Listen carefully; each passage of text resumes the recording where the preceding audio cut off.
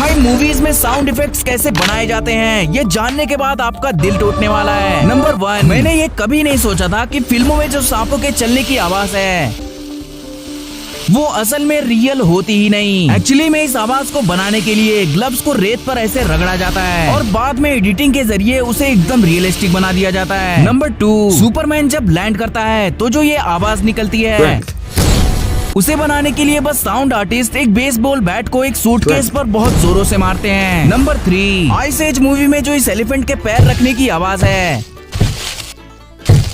असल में इस आवाज को बनाने के लिए एक बड़े लकड़े को जमीन पर पटका जाता है। नंबर 4, अगर आपने आ क्वाइट प्लेस मूवी देखी है तो आपने इस मॉन्स्टर की आवाज जरूर सुनी होगी।